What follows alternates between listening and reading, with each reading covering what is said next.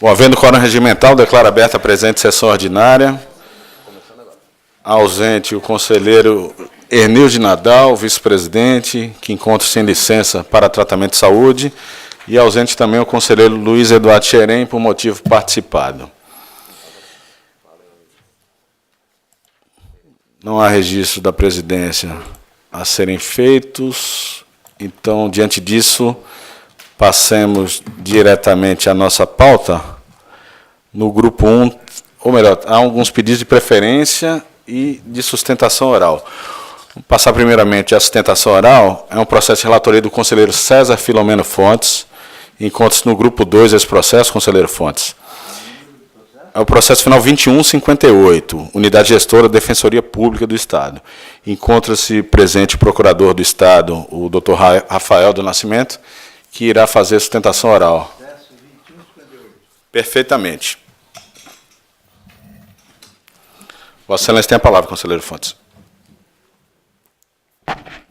Obrigado, presidente. Nós temos o processo de uma representação de número final 2158.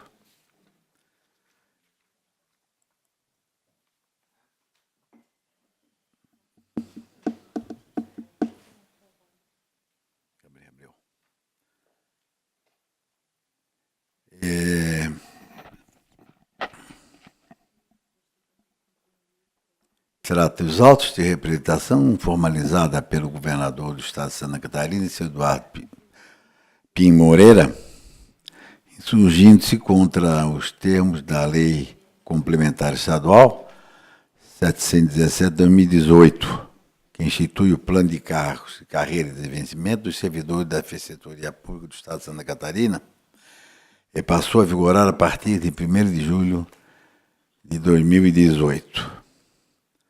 Sob a alegação de que a lei geraria grave lesão ao erário, requereu a concessão de medida cautelar para a Defensoria Pública Geral se abstivesse de implantá-la. Por meio de decisão singular, este relator deixou assentado que a implementação da referida lei complementar não iria contar com o condão de provocar lesões graves ao erário, como sustentado pelo chefe do Poder Executivo, motivo pelo qual indeferi o pedido. Apresentamos os motivos do indeferimento, a decisão foi singular.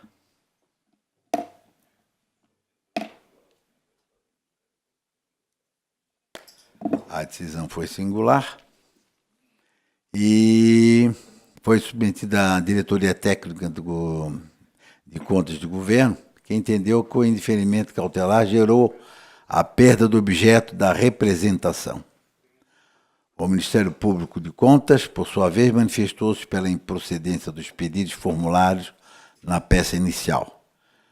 Assim, vieram os autos para exame. É o relatório, presidente. Obrigado, conselheiro Fontes. Convido o doutor Rafael do Nascimento a fazer uso da palavra. Seja muito bem-vindo, doutor Rafael. Obrigado, Excelência. Boa tarde a todos, excelentíssimo senhor presidente. Tribunal de Contas, conselheiros presentes, procurador-geral, demais presentes, boa tarde a todos. Começo a minha sustentação com um questionamento. Até que ponto vai a autonomia da Defensoria Pública para assumir despesas com pessoal? Essa questão está sendo debatida nesse processo. Dá-se autonomia à Defensoria Pública para promover despesa com pessoal da maneira que lhe convém? Inclui-se essa despesa no limite de gasto do Poder Executivo e nega-se a este qualquer possibilidade de se insurgir contra as despesas daquela. Diante dessa situação, há duas soluções plausíveis e que são excludentes. Ou se permite que a Defensoria Pública possa aumentar despesa com pessoal dentro do seu orçamento, sem interferência e sem influenciar no limite de gasto do Poder Executivo, ou se permite que o Poder Executivo possa monitorar a despesa com o pessoal da Defensoria Pública. A única opção que não é razoável é aquela que preconiza que o Poder Executivo deva sofrer calado.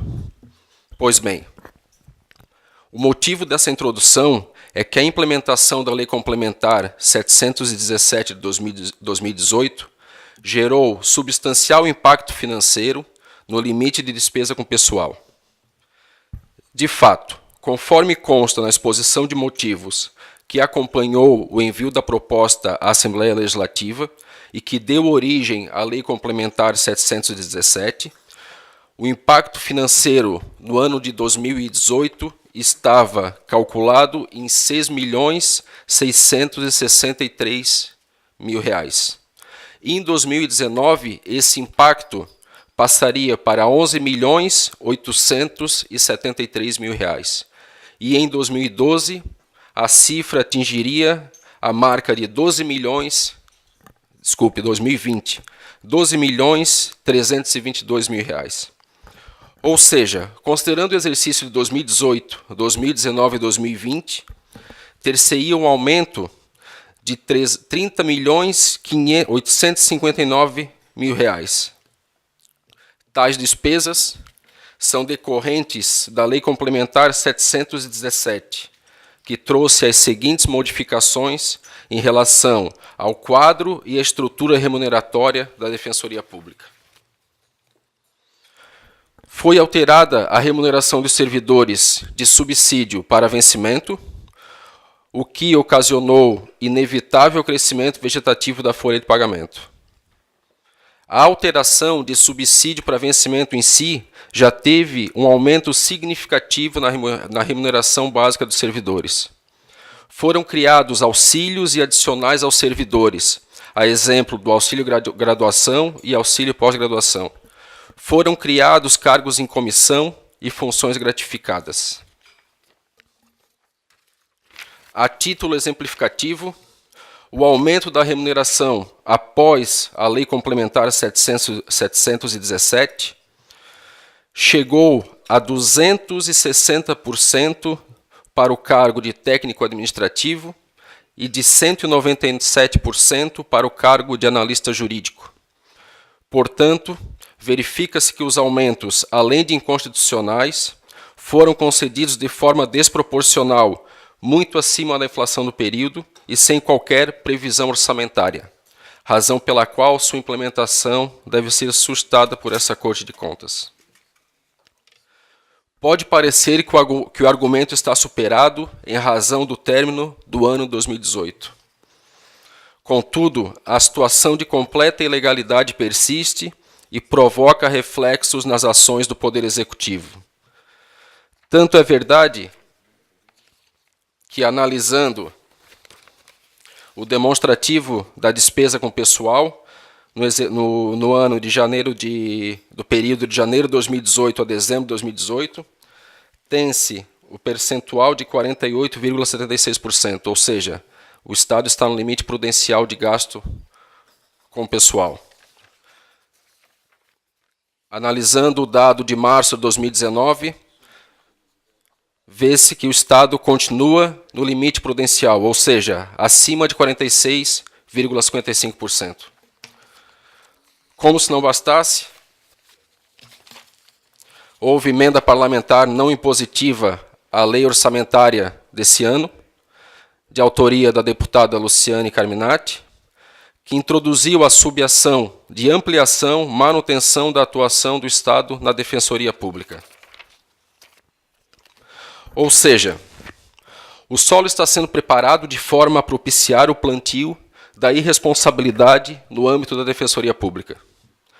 A autonomia da Defensoria Pública é decorrente da Constituição, mas em respeito ao artigo 17 da Lei de Responsabilidade Fiscal, a proposta da Lei Complementar 717 deveria vir acompanhada da comprovação de que a despesa criada não afetaria as metas dos resultados fiscais, devendo seus efeitos financeiros, nos períodos seguintes, ser compensados pelo aumento permanente da receita ou pela redução permanente da despesa. Em outras palavras, em nome da autonomia, está se permitindo que a Defensoria Pública caminhe irresponsavelmente sobre as normas, criando despesas sem observância à lei de responsabilidade fiscal. Terminando, Excelências, o tema debatido reflete em outro ponto muito importante.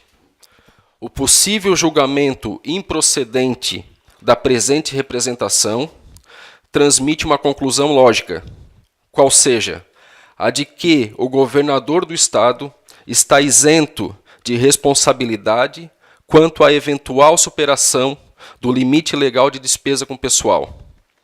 De fato, não há como responsabilizá-lo por atos perpetrados por outros agentes à margem de qualquer possibilidade de correção por parte do Poder Executivo. Diante disso, requer-se a procedência da representação em apreço. São essas as minhas considerações, presidente. Eu gostaria, com base no artigo 148, parágrafo 9º do Regimento Interno do TCE, apresentar a petição requerendo a juntada dos documentos sobre os quais eu me manifestei agora na sustentação oral. Perfeito, doutor Rafael. A presidência agradece a manifestação de Vossa Excelência. Foi, de fato, bastante claro, um tema polêmico, complexo e merece toda a atenção por parte desta Corte de Contas. A palavra fica livre aos membros do plenário, caso queiram fazer alguma indagação ao doutor Rafael, procurador do Estado. Presidente, Com a palavra, o conselheiro César Filomeno Fontes. eu confesso a Vossa Excelência que realmente trata-se de uma matéria complexa e os argumentos trazidos pelo doutor procurador vamos dizer, também são conflitantes, porque, veja, Vossa Excelência, criar uma defensoria pública, se os defensores fossem todos agentes políticos, ótimo, mas não. Desde o servente até o presidente, como diz o outro, para justamente burlar a lei e fugir. Como assim? Não, claro, porque tem que criar um plano de cargo e salário. Os agentes políticos são os seus procuradores, os seus defensores, eles são agentes políticos. Nós somos agentes políticos. Os procuradores, os Estados são agentes políticos. Mas os motoristas não é. Os auxiliares administrativos, o pessoal que trabalha na área meio, não são. Nós estamos aqui, ao menos eu, tenho certeza, Vossas Excelências, para dar cumprimento à lei. Agora, se ultrapassa os limites da lei de responsabilidade fiscal, que se demita. É o que diz a lei. Quando o limite prudencial, quando já ultrapassa o limite prudencial, se promove a redução no quadro de comissionados para que se consiga, vamos dizer, adequar o quadro, aliás, o orçamento de pessoal, aos ditames da lei. E veja, Vossa Excelência, esse quadro foi para a Assembleia. Na Assembleia, a Assembleia Legislativa aprovou, né, um quadro pessoal e, claro, que aprovou dentro das normas legais. Como? Criando para cada as carreiras de procurador, a carreira de pessoal administrativo, enfim, todas aquelas carreiras necessárias para o funcionamento de uma instituição pública, de um órgão público. Mas, para surpresa nossa, quando esse processo chegou aqui, inclusive, nós verificamos de que, e mandei estudar bastante o processo da minha área técnica, examinaram, foram até o Poder Legislativo, foram até a consultoria do Estado, etc. Tal, mas não tem mais aumento. Por que não tem? Não aumenta o que os demais servidores recebiam. Por quê? Porque eles eram todos agentes políticos. Aí não dá, né, presidente? Eu acho que Então não se criasse a defensoria dos modos que foi criada. Criasse uma estrutura menor, mais enxuta, né? Mas criasse um órgão que tivesse, vamos dizer, o respaldo legal. E não tem respaldo legal. Eu entendo que a preocupação do senhor procurador, a preocupação do senhor governador, mas nós temos que ver aqui nessa casa e temos a obrigação, além de fazer com o devido controle da execução orçamentária, para que não fira a legislação em vigor, principalmente no tocante a ultrapassar os limites previstos em lei, mas, por outro lado,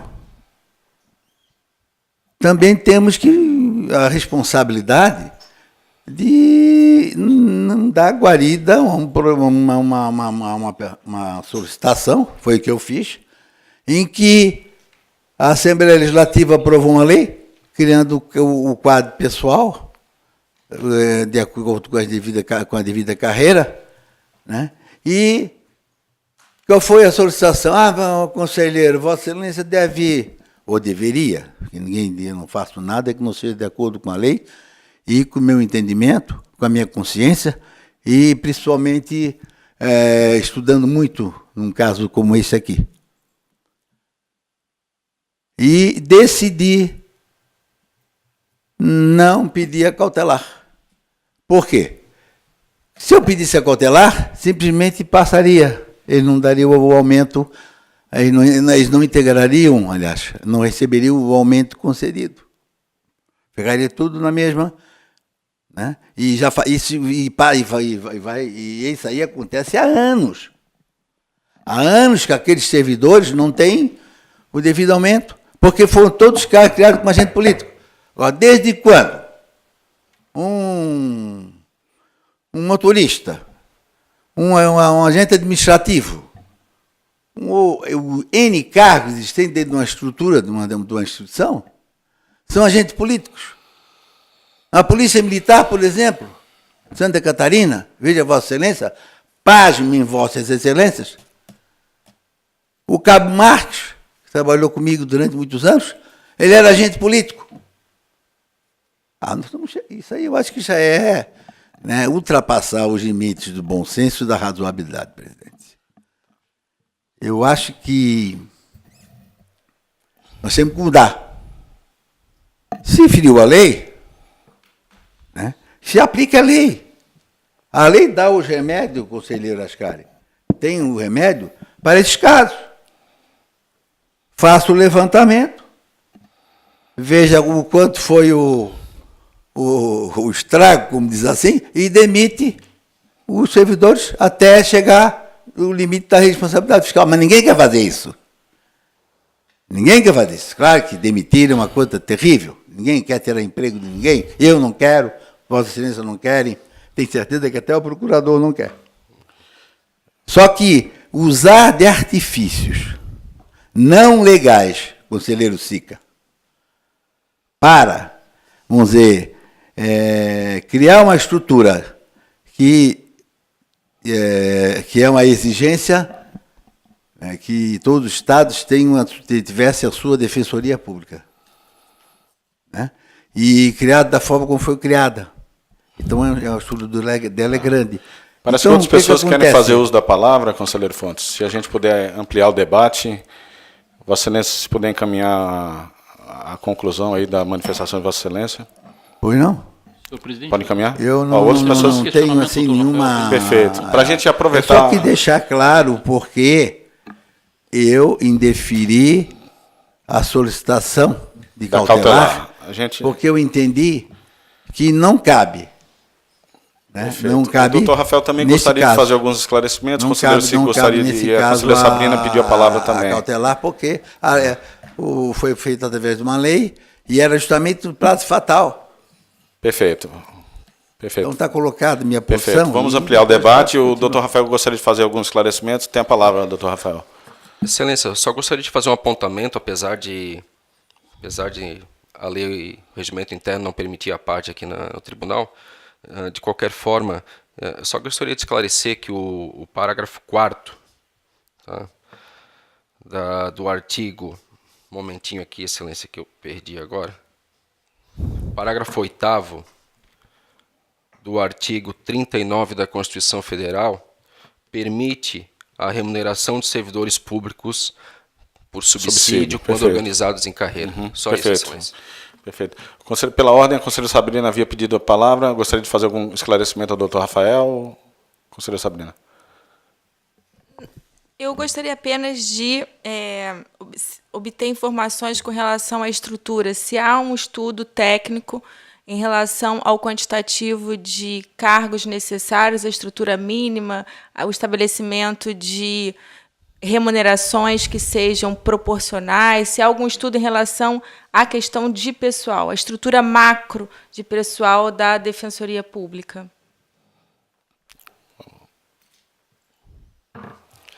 Excelência, não tenho conhecimento, pelo menos no âmbito da administração direta do Poder Executivo, se existe esse estudo. O que se percebeu, sim, com a alteração com a aprovação da Lei Orgânica, da Lei Complementar 717, é que houve um aumento nas remunerações, assim, de maneira drástica, significativa, e que soa até como desproporcional, conforme eu relatei aqui na minha sustentação oral. Quanto a esse outro esclarecimento, vou pedir perdão por não conseguir esclarecê-lo, mas é que não tenho conhecimento mesmo desse... Até porque esse processo ele começou na Defensoria Pública sem a participação do Executivo, né, que é a grande discussão desse processo é a autonomia da Defensoria para propor, né, iniciativas legislativas que impactem as contas do Executivo, né? Essa é a grande questão. Sim, e, de repente, né, o que ele colocou é que realmente não passou pelo Executivo. Talvez, não sei se há no processo algum estudo da Defensoria a respeito desse encaminhamento, né, que é o que a conselheira Sabrina colocou. Poderíamos aprofundar. Conselheiro Sica, gostaria de fazer um questionamento do doutor Rafael. Vossa Excelência tem a palavra. Doutor Rafael, apenas um ponto que o senhor tratou na sustentação oral. Eu não conheço com profundidade o teor da Lei Complementar 717, abri ela aqui para verificar até essa alegação de aumento significativo da remuneração. No entanto, num olhar rápido, isso é impossível analisar, porque se utilizou aqui a técnica legislativa de adotar coeficientes, que até por dificulta a transparência, não é a única legislação de Santa Catarina que é assim, são várias, né? Mas ao não tratar com valores em reais, fica difícil até entender aquilo que está se propondo em termos de remuneração. Mas a minha pergunta não é quanto a isso.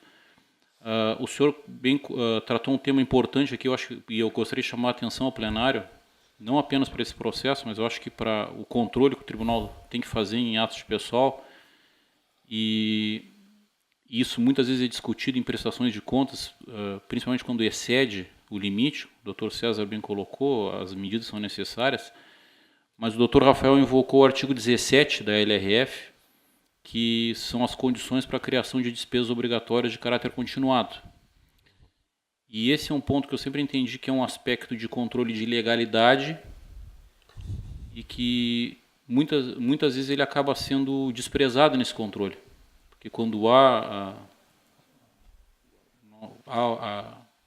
o limite de despesa pessoal, muitas vezes ele é extrapolado, nós discutimos nas contas e nós não vamos identificar quem são os responsáveis pelos atos que levaram a extrapolar esse limite. Nós não estamos discutindo nesse momento aqui se o limite foi extrapolado ou não, e se foi ou pode ser extrapolado por conta dessa lei. Eu também não tenho elementos para tratar disso, não conheço o processo.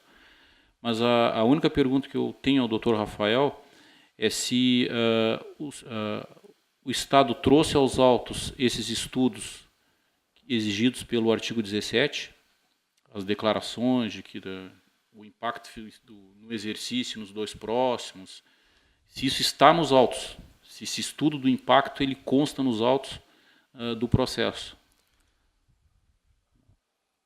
Esse estudo ele é levantado pela diretoria do Tesouro, da Secretaria da Fazenda. E ele não foi trazido aos autos, não sabe se foi? Não. Não foi trazido aos Que, autos. que foi chamado esse ponto na sustentação oral e até pudesse avaliar. Seria interessante trazer os autos, então. Eu acho que seria interessante. Teria como trazer, doutor Rafael? Teria Perfeito. sim. E agora nós já temos até números mais precisos em relação ao exercício de 2018. Como colocado aí por Vossa Senhoria, né? Perfeito. Então, se puder trazer o quanto antes. Com a palavra, o conselheiro Herbst. Obrigado, senhor presidente. Só um questionamento. Doutor Rafael, sabemos da situação complexa, o aumento de despesa, já que o Estado está próximo do limite. O Executivo entrou com alguma ação direta em constitucionalidade da lei? Entrou, mas foi distribuída para o ministro Gilmar Mendes. Não tem, Está aguardando a decisão liminar. não tem liminar nada aí? Não, e não tem data para Não pauta. tem pauta nada. Não. Eu queria saber se tinha data para pauta. Obrigado. E até, conselheiro Herbst, quanto a esse ponto, é interessante fazer a distinção, porque a ação direta possivelmente tem discutido a iniciativa, questões Vários de iniciativa, vícios, tanto iniciativa quanto material. né? E que a questão da adequação à LRF é uma questão de legalidade diversa Sim. de um possível objeto que poderia ser discutido em ADIM. Né? Por isso que eu questionei, Perfeitamente. são matérias distintas. Continua livre a palavra. Conselheira Sabrina. Apenas a última indagação é com relação à verificação. Houve posteriormente à edição dessa lei outra lei que tenha impactado de forma orçamentária na remuneração da estrutura da Defensoria Pública? Não. Essa foi a que trouxe um impacto mais significativo. Há processo administrativo para nomeação de alguns defensores agora para o ano de 2019, mas nada que se compare com a magnitude dessa lei complementar. Perfeito. Doutor Rafael, em quanto tempo Vossa Senhoria conseguiria juntar esse material que foi solicitado? Posso pedir 10 dias, são suficientes? Se Excelência? pudesse ser 5. Perfeito. 5 dias, tá bom, Não, conselheiro senhor Fontes? presidente, eu apenas fiz uma colocação e quero reiterar que eu acho que tem que haver mais responsabilidade a fazer as coisas. Porque se nós tínhamos já o problema de estar ali batendo no limite prudencial, já atingindo, já ferindo a própria lei de responsabilidade fiscal, então não teria que ser Santa Cedo ao pote, teria que criar uma estrutura menor para dar cumprimento à criação da defensoria. Agora, realmente, esses dados todos, eu não dispunha dos dados, veio simplesmente seco, né? E eu tinha que decidir. E eu decidi, de acordo com o meu entendimento, que foi naquele momento não conceder cautelar. O que devia ter acontecido? Até o dia de hoje, não foram juntados esses estudos que Vossa Excelência acabou de colocar. Ou que o senhor agora não pode mais chamar de Vossa Excelência, segundo o presidente Bolsonaro. Os estudos não foram anexados aos autos. Né? Eu também, por outro lado, presidente, eu fiquei um período fora, vocês já sabem, né? E fui até surpreendido com esse processo aqui já na pauta. Mas, por outro lado, eu não podia impedir que Vossa Excelência, né, não seria ético usar essa palavra, até para trazer esses esclarecimentos. E até eu queria também colocar minha posição com relação a esse assunto. Eu acho que, se quer se aplicar a lei, tem que aplicar na sua plenitude. E a lei é clara. Bateu no limite, tem que chegar e tem que diminuir. Eu vi ainda ontem, não sei se, parece que dizem, segundo o Conselho até as caras, esses são cargos vagos, Fontes.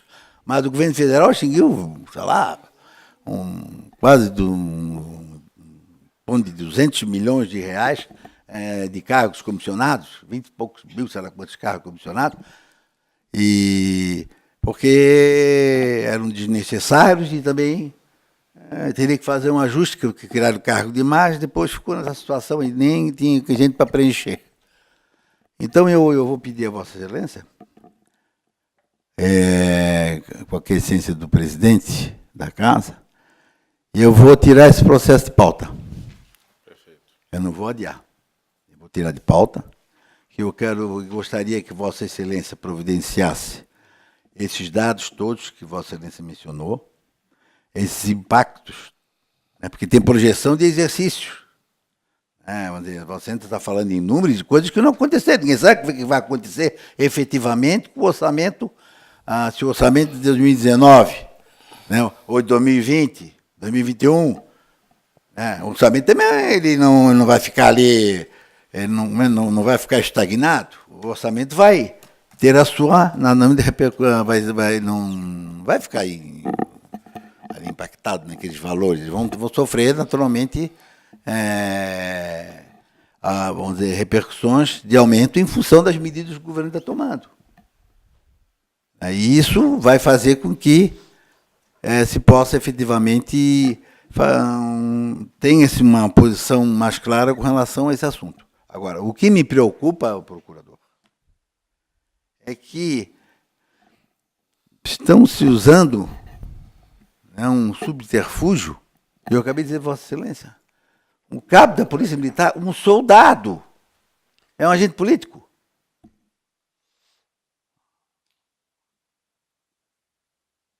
É difícil, né? Então, presidente, eu vou pedir... Então, o processo vai ser retirado de pauta, conselheiro. Vou retirar de pauta. O doutor Rafael vai e vou naturalmente, isso vai ter um prazo. 5 dias o doutor Rafael ficou de juntar os processos. Não, perfeito. Pode tá bom 5 dias para Vossa Excelência? Pode ser 5 dias, pode Perfeito. ser, se não der em 5, em 10, porque eu sei que são esses dados tem que ser analisados com dados... 5 dias está bom, conselheiro Fontes. 5 Tá dias. bom, 5 doutor dias? Rafael. Isso. Não, então eu retiro de pauta, ou então, se for 5 dias, eu vou pedir adiamento. Não, retirada de pauta, conselheiro Fontes. Eu gostaria que esses dados viessem e voltassem para a área técnica. Então, retire de pauta.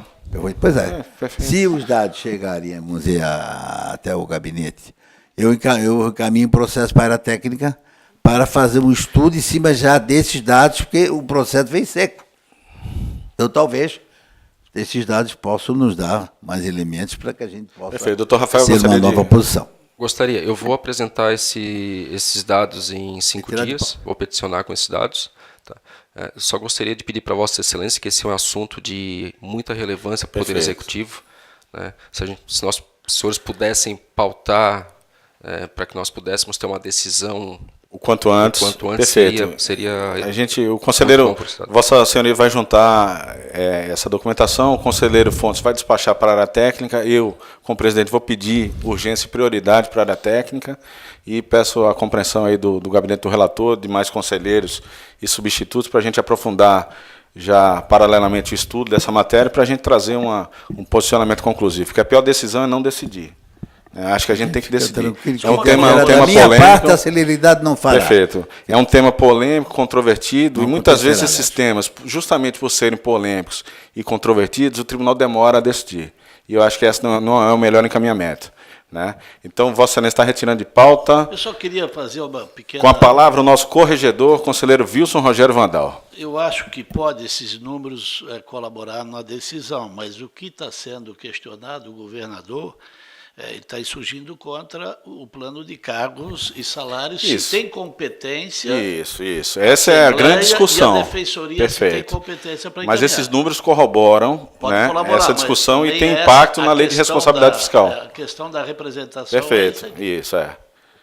Mas esse tema ele comporta também outros aspectos, que é a questão da lei de responsabilidade fiscal, adequação da lei complementar que foi editada aos ditames dessa lei de responsabilidade fiscal, e daí a importância de trazer esses números e a importância da gente analisar com brevidade essa matéria. É porque foi suscitado na questão na sustentação oral. Perfeito. E foi suscitado na sustentação oral, o conselheiro Sica trouxe questionamentos relevantes também sobre essa matéria, e acho importante a gente se debruçar sobre ela. Doutor Rafael, muito obrigado pela atenção. Obrigado, fica retirado de pauta, então, o processo, conforme discutido aqui. O próximo processo é um pedido de preferência, final 2904, relatoria do conselheiro José Ney Ascari, grupo 2, conselheiro José Ney, unidade gestora, Prefeitura Municipal de Major Gersino, encontros presente interessado, o senhor Rodrigo dos Santos. Vossa Excelência tem a palavra. Senhor presidente, na verdade, eu tenho na pauta de hoje 3 recursos originários da mesma decisão, senhor presidente. Do Acórdão 628/2017. Eu peço autorização de Vossa Excelência para fazer, então, o relato dos 3 recursos, já que dizem respeito a mesma decisão, pode ser? Pode ser, conselheiro Zé. Está bem encaminhado dessa forma. Vossa Excelência tem a palavra. O primeiro que eu trago, então, não é exatamente o que originou o pedido de preferência, é o de final 4281, que é um recurso de reconsideração, interposto por Vilde Delbrantino e por Luciano Tio, contador e tesoureiro, respectivamente, à época da Prefeitura Municipal de Major Gersino, em face do acórdão que eu acabei de mencionar, de número 628/2017. O processo originário tratou de uma tomada de contas especial destinada a verificar possível desvio de recursos públicos por meio da folha de pagamento dos servidores municipais, compreendendo os exercícios de 2005 a 2012.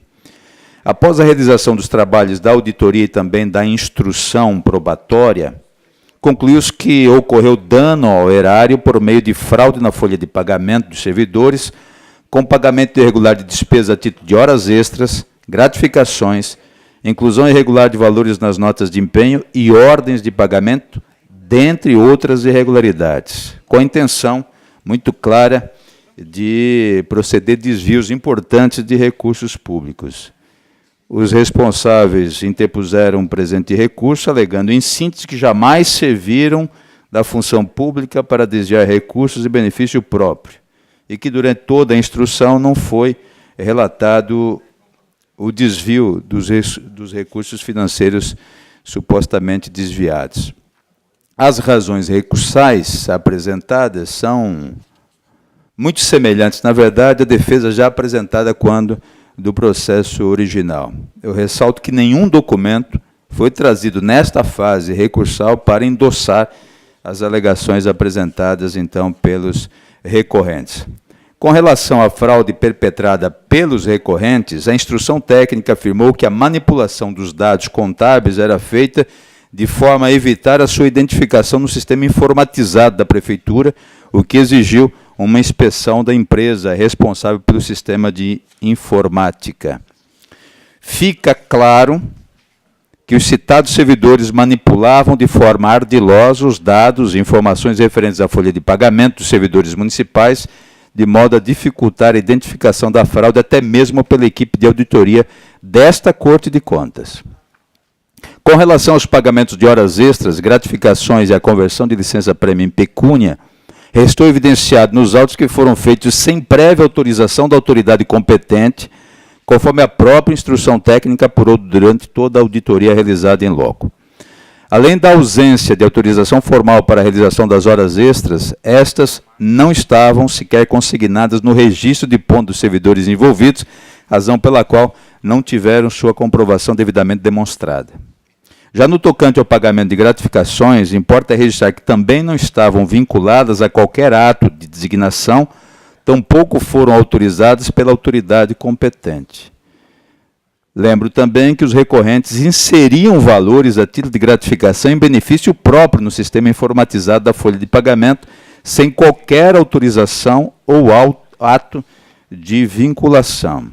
Os recorrentes receberam, portanto, pagamentos por horas extras e gratificações que não constavam dos recibos arquivados em suas respectivas pastas funcionais, demonstrando que os dados e informações da Prefeitura eram, de fato, manipulados para mascarar as despesas irregulares em benefício próprio. Outra despesa discutida nos autos refere-se ao pagamento de valores a título de horas afastado por doença e horas licenças sem vencimento. De acordo com o que ficou evidenciado no processo, os recorrentes lançavam valores no sistema de folha de pagamento, em princípio, em benefício de outros servidores, e depois de empenho e pagamento excluíam tais registros. Apurou a equipe de auditoria que os supostos beneficiários nem tomavam conhecimento dos fatos, tampouco recebiam qualquer valor referente a esses desvios. Restou evidente, portanto, a responsabilidade tanto do contador quanto do tesoureiro que adulteraram as folhas de pagamento dos servidores com o intuito de desviar recursos públicos.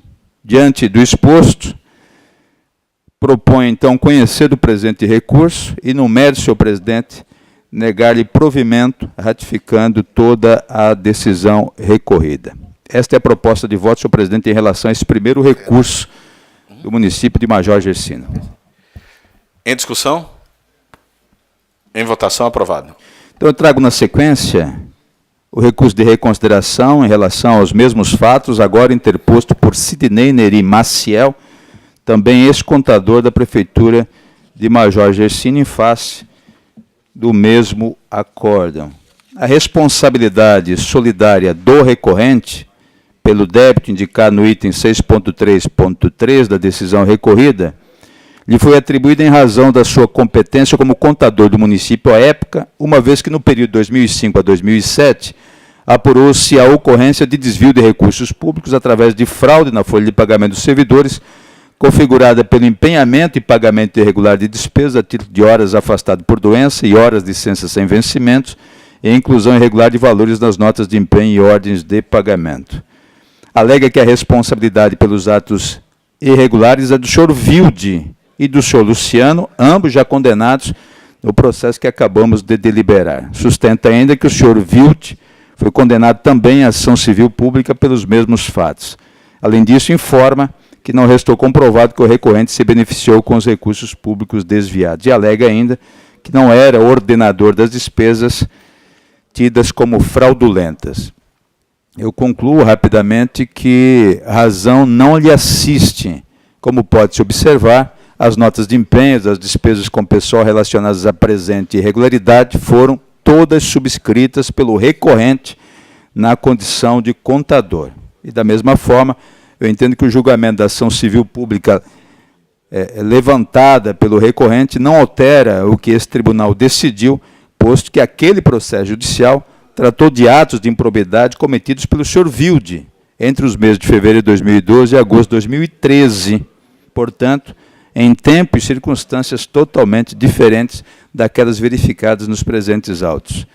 No período abrangido pela ação judicial, era o próprio senhor Wilde quem subscrevia as notas de empenho utilizadas para mascarar as despesas irregulares, enquanto que, no caso presente, era o próprio recorrente quem subscrevia estes documentos. Em razão disso tudo, voto, então, senhor presidente, pela negativa de provimento do recurso, mantendo na íntegra a responsabilidade solidária atribuída ao recorrente. Dar ciência, este é o meu voto, senhor presidente, em relação a esse segundo recurso. Perfeito. Em discussão? Em votação, aprovado. E o terceiro recurso, então, relacionado também a estes mesmos fatos, é um recurso de reconsideração interposto por Zelásio e Modestino, ex-prefeitos, e por Rodrigo dos Santos e Valdir Sebastião Ramos, ex-secretários municipais de Administração e Finanças. Procurar sintetizar meu encaminhamento em relação a esse recurso, senhor presidente, para dizer que a responsabilidade solidária dos recorrentes ex-prefeitos e ex-secretários municipais lhes foi atribuída basicamente em virtude do cargo que ocupavam na época. Entretanto, não me parece correto manter a responsabilização solidária dos recorrentes pelo simples fato de ocuparem, à época, os cargos de prefeito e secretário municipal, ou mesmo por terem assinado os cheques utilizados para o pagamento de despesas envolvidas nesta fraude. A meu ver, o argumento de que os recorrentes são responsáveis solidários pelo dano causado ao erário porque exerciam a direção superior da administração municipal, conforme dispõe a lei orgânica do município, em seus artigos 51 e 60, é muito frágil, uma vez que não constou dos autos qualquer indício de que os mesmos tenham conhecimento da fraude ou se beneficiaram com o desvio dos recursos já comentados. Os dispositivos citados apenas conferem ao prefeito e também aos secretários municipais a responsabilidade de dirigir a administração, mas isso não significa que serão diretamente responsáveis por todos os atos e fatos ocorridos no âmbito da gestão municipal. Inexiste nos autos, eu chamo a atenção em relação a esse assunto, qualquer indício de coparticipação dos recorrentes no desvio dos recursos, assim como também inexiste consentimento expresso ou tácito dos recorrentes para a realização dos pagamentos ilegais. A exemplo disso, cito que o pagamento de horas extras, gratificações e a conversão de licença-prêmio realizados de forma irregular pelo contador, foram feitos sem prévia autorização da autoridade competente, conforme, inclusive, a própria instrução técnica apurou durante a auditoria in loco realizada. A propósito, a instrução técnica afirma que a manipulação dos dados contábeis pelo senhor Wilde e pelo senhor Luciano era feita de forma a evitar sua identificação no sistema informatizado da Prefeitura, o que exigiu, inclusive, uma inspeção da empresa responsável pelo sistema para a correta identificação destas ilegalidades em função da complexidade das ações que foram desenvolvidas lá no município de Major Gercino. Além disso, não se pode afirmar que não havia supervisão das atividades desenvolvidas pelo então contador, culpem vigilando, já que a fraude não foi identificada nem mesmo pelo sistema de controle interno daquela prefeitura. Também não vislumbra a ocorrência de culpem eligendo, pois o senhor Wilde, por exemplo, já era inclusive funcionário do município de Major Gercino, antes mesmo da gestão dos recorrentes. Em relação a esse assunto, culpa em vigilando, culpa em elegendo, eu cito precedentes do Tribunal de Contas da União e também desta Corte de Contas como suporte para o encaminhamento que eu faço nesse momento. No caso presente, restou evidente, no meu entendimento, a responsabilidade do contador e do tesoureiro, como mencionado no processo anterior, que adulteraram as folhas de pagamento dos servidores municipais em benefício próprio. Aliás, no âmbito do Poder Judiciário, também é um aspecto que eu considero relevante, ainda que sejam independentes as esferas, eu observo que não se ventilou, tanto no processo penal, e eu cito aqui a ação penal de final 562, quanto no processo civil, uma ação de improbidade administrativa final 012, não se verificou em nenhum desses processos a coparticipação dos agentes políticos recorrentes. Assim, submeto ao plenário a seguinte proposta: conhecer do presente recurso de reconsideração e, no mérito, dar-lhe provimento para excluir a responsabilidade solidária atribuída aos recorrentes, mantendo na íntegra os demais itens da decisão recorrida. Dar ciência, este é o voto, senhor presidente. Perfeito. Em discussão, com a palavra o conselheiro Gerson Sica. Uma breve observação, cumprimentar o relator. Eu acho que o relator foi o conselheiro Zé Ney Ascari, foi muito feliz na sua análise da responsabilidade, fez uma demarcação muito exata, e aqui fica muito claro que há uma situação de fraude, e nesse tipo de situação, o simples fato de chamar a citação o prefeito ou secretário pela simples condição de ser secretário ou prefeito, também tem um efeito muito negativo para futuras ações de controle, porque pode inibir a ação de prefeitos e secretários que poderiam ser parceiros na atuação de controle diante de situações graves que eles detectam na administração. Então é muito importante que essa linha decisória, me parece, nesses casos onde fica muito claro que os servidores agiram com má fé, adulteraram documentos, escaparam todos ao controle interno, até para que os próprios gestores do nível estratégico tragam ao Ministério Público, ao Tribunal de Contas, situações dessa gravidade. E outro ponto a destacar é a importância desse tipo de fiscalização. Eu acho que esse processo ele começa de uma auditoria ordinária, pelo que eu vi aqui no voto, e esse é um tipo de ação que nós temos que aprofundar, ampliar nossas fiscalizações nesse sentido, e obviamente, como há muitas discussões aqui na casa tentando aprimorar nosso controle, mas nós precisamos sim utilizar melhor nossas bases de dados, ampliar as nossas auditorias de forma mais inteligente, para que possamos detectar casos desse jaez e infelizmente, muitas vezes as situações não são isoladas, né? Já mais de uma situação que passa pelo plenário de erros, de fraudes grosseiras, e então quer dizer que ainda nós temos muito do feijão com arroz, né, em termos de fiscalização, que dão muito resultado na defesa do erário público. Então, apenas registrar meus cumprimentos e entendo que e ressaltar a importância, mais uma vez, dessa ação de controle e da decisão que está sendo tomada e o processo está sendo trazido nesse sentido pelo relator. Perfeito. Continua livre a palavra. Não havendo quem queira mais discutir, em votação, aprovado o voto do conselheiro José Ney Ascari. Com isso, o conselheiro Zé Ney concluiu os processos de sua relatoria. Tem mais um? Ah, não, mas é porque era Eu aproveitei, pedido de preferência, né? isso. E Voltamos fiz à ordem, então, normal. o encaminhamento em grupo. Obrigado, conselheiro Zaney. No grupo 1, o conselheiro Luiz Roberto Herpes tem um processo pautado. Obrigado, senhor presidente. É o processo 453423, Companhia Águas de Joinville. Embora foi feito pedido de sustentação oral, o interessado não está presente, mas como eu dou provimento ao pedido do recurso, vou relatá-lo. Perfeito. Trata os autos de recurso de reconsideração interposto pelo senhor Henrique Xiste Neto, ex-diretor-presidente da Companhia de Águas de Joinville, contestando o acordo 138/2018, que julgou as contas irregulares com imputação de débito.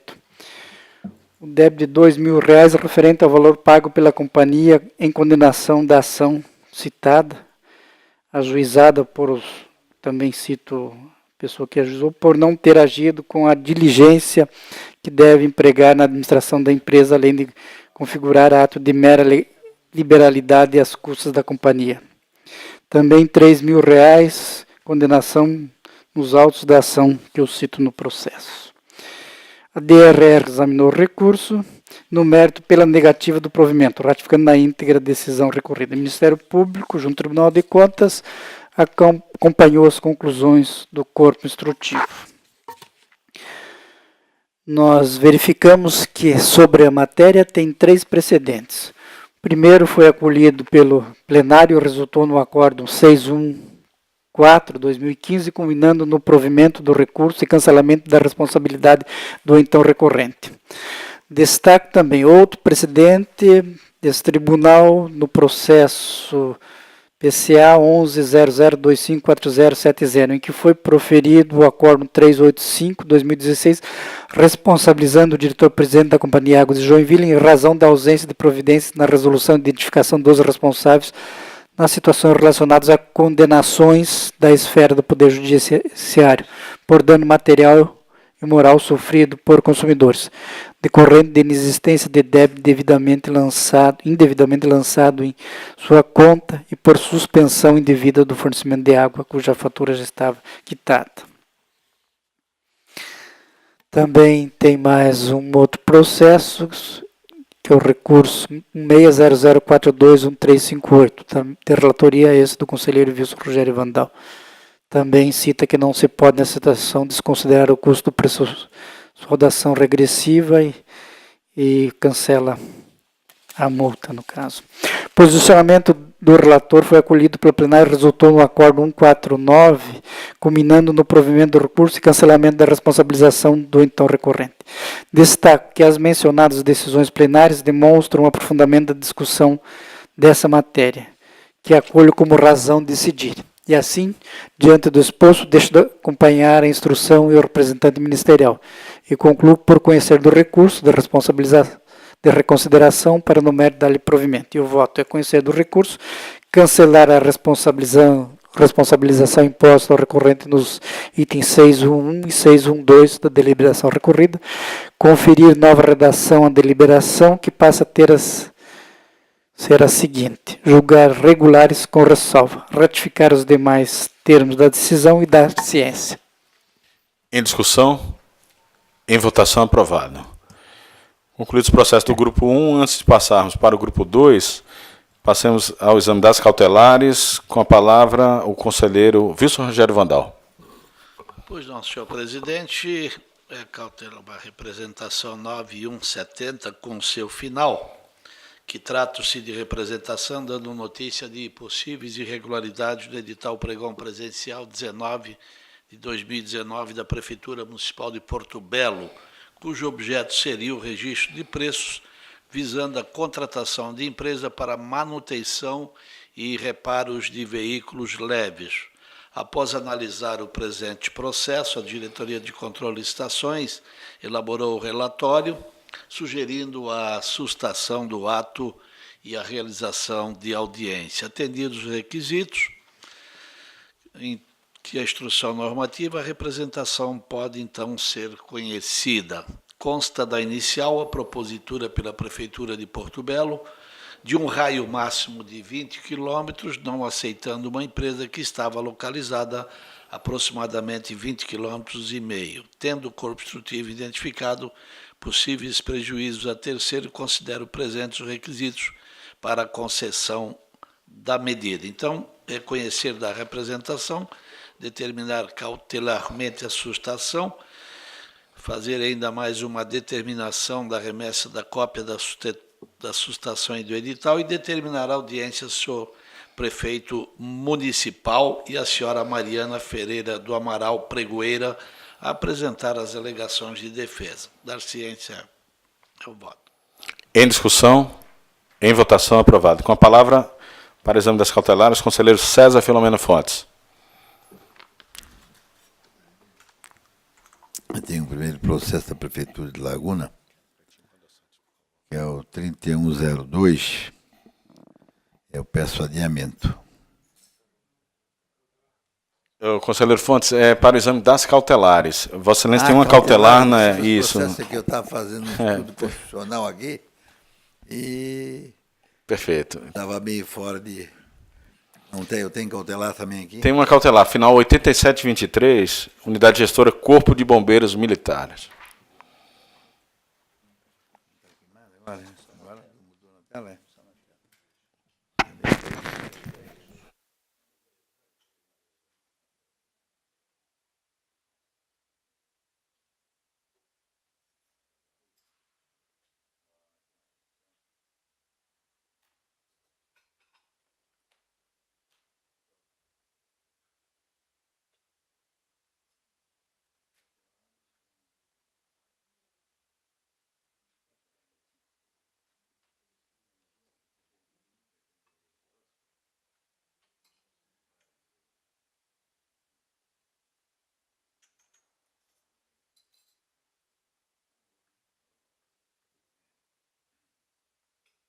Deu, presidente, aqui foi mudado o formato aqui e eu me perdi um pouco.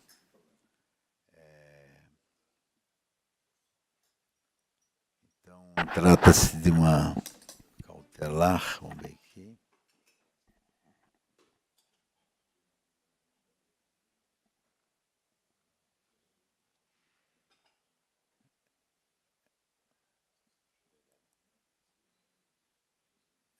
Aqui, ó. Mudou tudo. Conselheiro Fontes, quem sabe a gente adia temporariamente, a gente passa aos demais conselheiros para irmos ganhando tempo enquanto Vossa Excelência... Eu estou tomando pela situação porque foi mudado claro, o isso, site. E Vossa Excelência estava ausente, então perfeitamente compreensível a dificuldade de Vossa Excelência. Então, para o exame das cautelares, eu vou passar a palavra ao conselheiro José Neascari. Senhor presidente, tem apenas uma, é a representação de final 1722, interposta pela empresa JSMAX Publicidade e Propaganda Limitada, com pedido de cautelar, dando conta sobre possíveis irregularidades ocorridas na contratação da agência Tempo Brasil Comunicação e Design Limitada, sem a realização da devida licitação. A DLC sugeriu conhecer da representação, indeferir o pedido da medida cautelar. O Ministério Público de Contas manifestou-se pelo conhecimento da representação e pela determinação de diligência. Eu lembro que a diretoria técnica sugeriu o indeferimento da cautelar, haja vista que já está em fase de execução e que não há, portanto, elementos suficientes para o juízo, mesmo que sumário, acerca do perículo em mora. E com base nesses relatórios, eu decidi, por conhecer da representação, mas indeferir o pedido de sustação cautelar.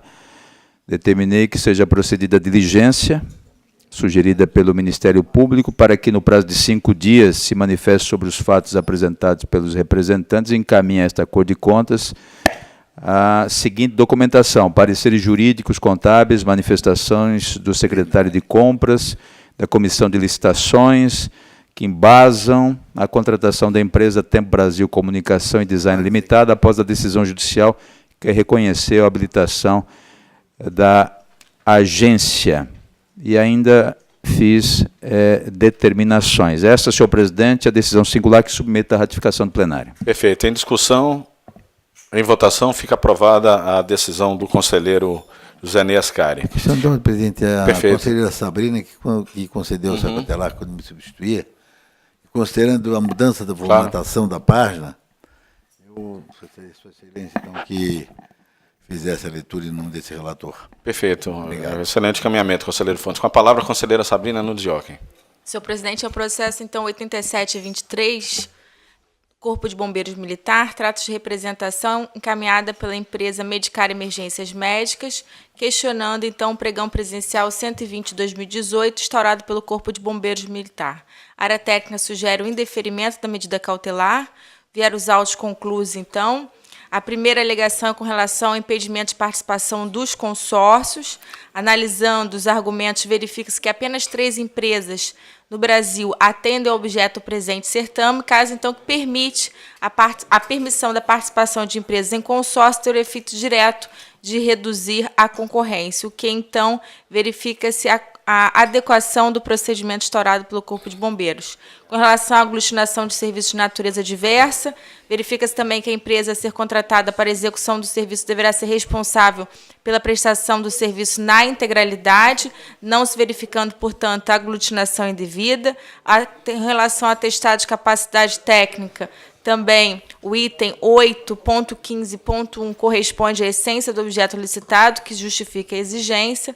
Com relação à forma de contratação de profissionais pela contratada, também se verifica que o próprio edital veda a subcontratação, cedência ou transferência total ou parcial do objeto contratado, demais, como destacado pelo relatório técnico, compete ao órgão licitante definir os padrões e requisitos mínimos de operação e prestação de serviço. Prazo de apresentação da proposta comercial também está de acordo. Informações para elaboração de proposta comercial também. Vedação à subcontratação e terceirização e regime do Conselho de Regional de Enfermagem e pagamento condicionado à ausência de pendências financeiras. Assim, considerando que não está presente configurado o fumo boni iuris, a proposta de voto acompanhando a área técnica indeferiu o pedido cautelar em face da ausência dos requisitos para a concessão da mesma e determinações. Perfeito. Em discussão, em votação, fica aprovada a decisão cautelar da conselheira Sabrina com o conselheiro Fontes. Ainda nas cautelares, com a palavra o conselheiro Kleber Muniz Gavi. Presidente, processo 32.25.17, uma representação com pedido de cautelar, formulado pela pessoa jurídica G8 Armarinhos, comunicando a ocorrência de supostas irregularidades no edital de pregão 36/2019, conduzido pela Secretaria de Estado de Segurança Pública, visando registro de preços para aquisição de equipamentos de sinalização de trânsito no valor de R$ 5.700.000, sendo o processo concluído ao gabinete no dia 10/4/2019, às 15 horas, sendo que a licitação seria aberta já no dia seguinte. A representante alega que a especificação de 3 dos 5 objetos do lote 2 direciona a licitação para um único fornecedor e argumenta ainda que o desmembramento do lote 2 ampliaria a participação de mais empresas. A DLC emitiu relatório sugerindo o conhecimento da representação e o deferimento da cautelar, bem como a audiência do responsável. Que pese os fundamentos expostos pela DLC, mesmo tendo ciência acerca da suscitação do edital, em consulta no dia seguinte verifiquei que foi suspenso voluntariamente pela polícia, entendo ser necessário esclarecer alguns pontos. Embora vislumbre a possibilidade de conhecimento da representação e aprofundamento da instrução processual, considero não ser o caso de concessão da cautelar, já que as provas até então apresentadas não são suficientes para tanto. Cabe salientar que a própria exiguidade do prazo para adequada apreciação pode ter contribuído para tanto. Para fundamentar a existência do fumo boni iuris acerca do direcionamento a um único fornecedor, a representante traz aos autos pesquisa no Google, objetivando demonstrar que os bens, balizador, cavalete e barreira, na forma como especificado no edital, conduzem à aquisição de uma única marca, fabricante e importador exclusivos. A prova das alegações da representante, no entanto, goza de certa limitação, especialmente na hipótese dos autos em que o objeto do pregão é o registro de preço para fornecimento de diversos equipamentos de sinalização de trânsito para a Polícia Militar.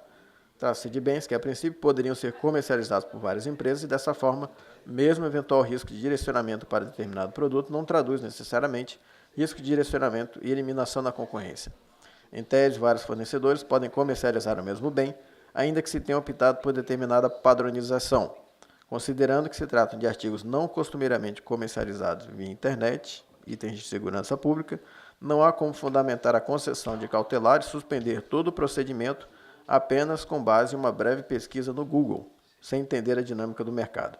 Aliás, embora constitua uma importantíssima ferramenta de pesquisa, sempre é importante manter certo grau de cautela em relação a provas baseadas apenas em resultados de pesquisas efetuadas em site de busca.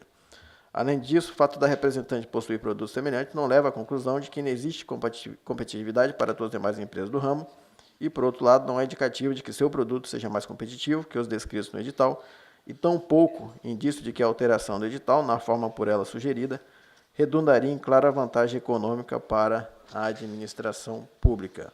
Em relação à aglutinação, eu ressalto no meu voto que esse é um fato bastante comum, não existe impeditivo na legislação para tanto, desde que haja justificativa. Questões de logística podem justificar tal tipo de procedimento ou opção pela administração pública, e não havendo provas mais concretas em relação à eventual concorrência, à competitividade em função dessa aglutinação, não vejo motivos nenhum para suspensão do edital, ao menos na análise sumária do pedido cautelar. Ante exposto, a proposta de voto é por conhecer da representação. Aliás, a decisão singular foi no sentido de conhecer da representação, com indeferimento do pedido cautelar, mas determinando a audiência do responsável para se manifestar sobre os fatos apontados na representação. Então, foi essa decisão singular, presidente, que eu submeto à ratificação. Perfeito. Em discussão? Em votação, fica aprovada a decisão singular do conselheiro Kleber. No grupo 2, então, passa a palavra ao conselheiro Wilson Rogério Vandal. Pois não, senhor presidente. Antes de iniciar o processo, senhor presidente, apenas quero, no início da sessão, eu acabei não fazendo uma comunicação de que encaminhei, na data de hoje, a respeito do processo de resolução que dispõe sobre a estrutura aí, dos órgãos auxiliares do Tribunal de Contas, para apresentação de sugestões até na sexta-feira, dia 26. Perfeito. Obrigado, conselheiro Wilson Rogério Vandal. O primeiro processo, Prefeitura Municipal de Ceará, final 19 e 21, eu solicito o adiamento. Processo adiado. Processo seguinte, Prefeitura Municipal de Massaranduba, uma consulta. Eu não sei, o doutor Kleber tinha solicitado vistas. Não, na verdade eu havia sugerido, primeiro por não ter sido questionado, por não ter sido objeto de questionamento pelo consulente, o item 2.1, em que o tribunal afirma a tese de que o leiloeiro oficial tem que receber 5% do valor do bem leiloado. E naquela oportunidade, eu considerei que não havia necessidade do tribunal estabelecer o percentual. Estabelecer esse percentual neste momento. Existe uma guerra corporativa em torno desses valores. Algumas prefeituras considero que fazem jus à parte dessa remuneração, na medida em que existe praticamente um monopólio para os leiloeiros, dependendo da contratação efetuada. Então, eu considerei que não havia necessidade do tribunal entrar nesse mérito. É um tema bastante conflituoso, que ainda não foi devidamente sedimentado, sequer no judiciário, e não foi objeto de questionamento. Então, a minha sugestão foi por excluir o item 2.1. Então, eu acho que melhor seria, eu não sei se foi feito essa observação, foi alterado ou não me lembro. Ele só excluiu esse item ou no corpo do voto teria que fazer alguma consideração, conselheiro Kleber? Eu vou pedir o adiamento para dar uma olhadinha e volto na próxima sessão. Quando voltar de férias, né, conselheiro Vandal? Perfeito. Vossa Excelência vai examinar essa matéria nas férias. Perfeitamente, excelente. Merecido. Boas férias, conselheiro. Obrigado. Vossa Excelência continua. Não, agora, então, fica adiado esse processo. Adiado ou retirado de pauta, conselheiro Vandal? Eu acho...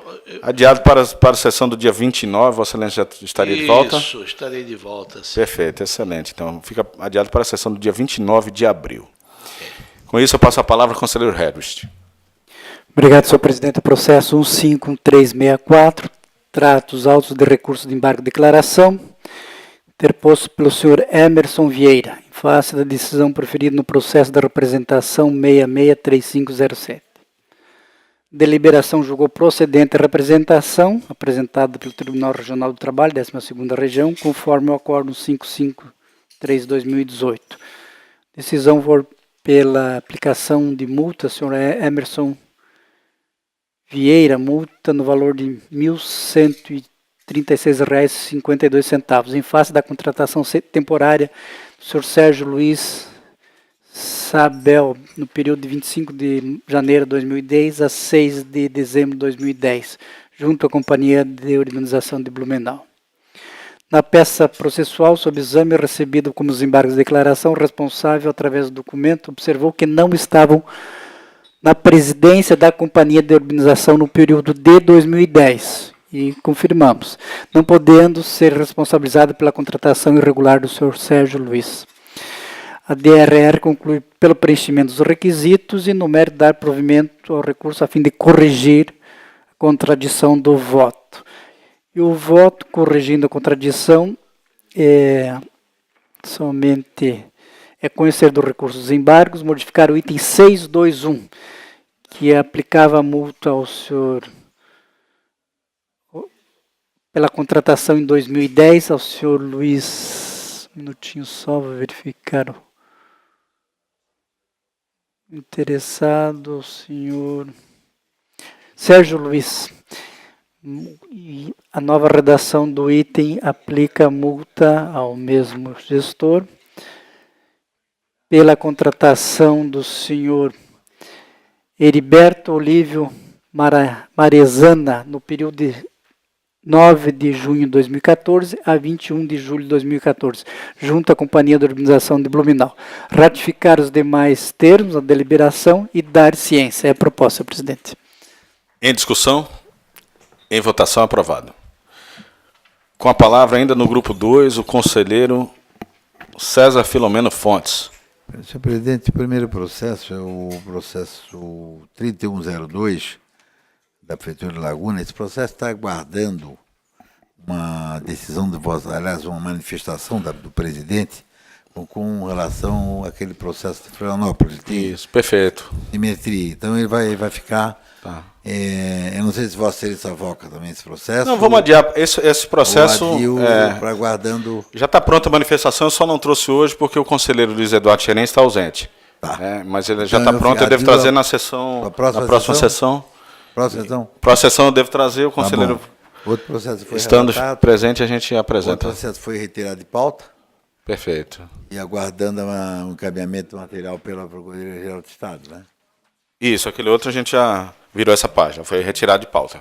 Perfeitamente. Então esse processo fica adiado, ficam adiados também os processos do conselheiro Luiz Eduardo Xerém, e com isso eu passo a palavra ao conselheiro Kleber Muniz Gavi. Processo 463893, um relatório de inspeção para verificação de regularidade no envio das informações por parte da Companhia de Urbanização e Desenvolvimento de Tubarão, junto ao sistema fins deste tribunal, com referência ao exercício 2016, na forma e prazo regulamentado pela Instrução Normativa TC 4/2004, com nova redação dada pela Instrução Normativa 1 de 2005.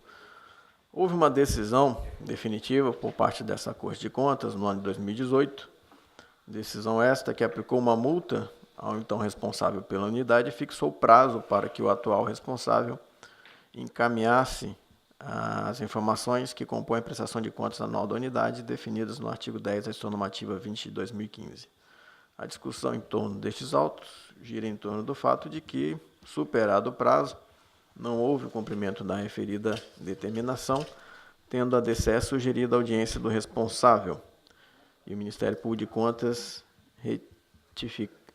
ratificado o entendimento da área técnica. Indo dos autos ao relator, no caso o processo foi originalmente analisado pelo conselheiro Erneu de Nadal, esse discordou da proposta para a prévia audiência, porque, de fato, tratando-se de uma determinação e tendo superado o prazo, não há necessidade do Tribunal de Contas estabelecer um novo contraditório, já sendo possível a aplicação imediata da sanção, o que é proposto no presente voto, sem prejuízo da reiteração da determinação, para que o atual gestor encaminhe as informações solicitadas. A proposta de voto, então, é por conhecer do relatório de inspeção, que trata da ausência de remessa de prestação de contas anual referente a 2016, aplicando ao senhor Elemar Nunes multa de R$ 1.500 em face do descumprimento de determinação imposta por este tribunal, e determinar ao atual liquidante da Companhia de Urbanização e Desenvolvimento de Tubarão que, no prazo de 90 dias, promova o envio das informações que compõem a prestação de contas anual da unidade. Da ciência, a proposta de voto. Em discussão. Em votação, aprovado. Processo de consulta 19.94.54.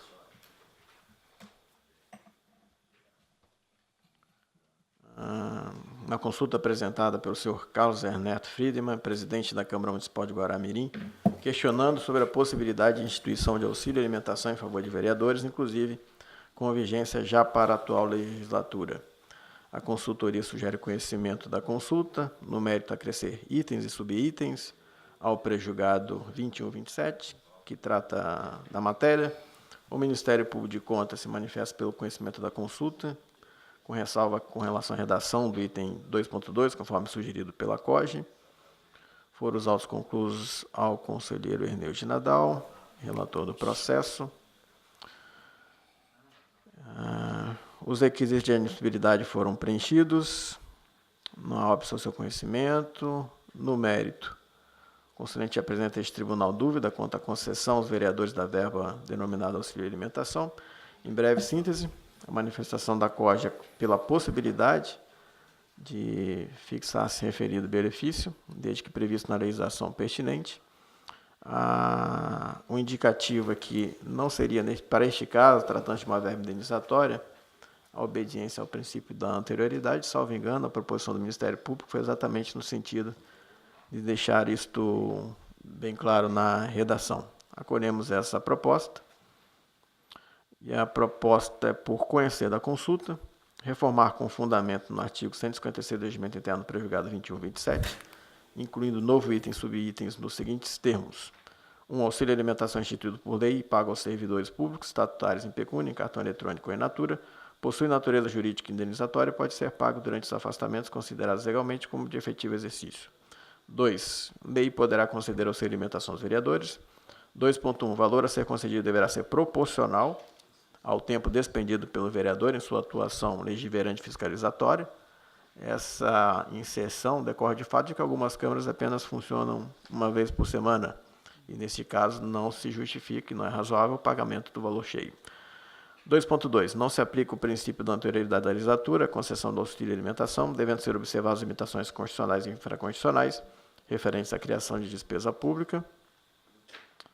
Também propõe-se uma recomendação à Câmara Municipal de Guaramirim, que atém ao disposto no artigo 104, inciso 5 do Regimento Interno, anexando o parecer da assessoria jurídica nas próximas consultas. Da ciência da decisão é a proposta de voto. Em discussão, em votação, aprovado.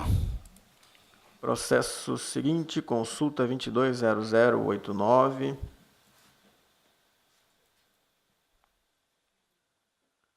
Uma consulta formulada pelo Instituto Municipal de Seguridade Social do Servidor de Blumenau, subscrito pelo senhor Eloy Barni, diretor-presidente, acerca da forma de garantir o direito à paridade às aposentadorias em relação ao adicional por tempo de serviço. Os autos foram submetidos à COGE, que, por meio de parecer, sugeriu o conhecimento da consulta e a remessa de pré-julgados que já respondem às dúvidas apresentadas. O Ministério Público opina de acordo com a proposição do corpo instrutivo.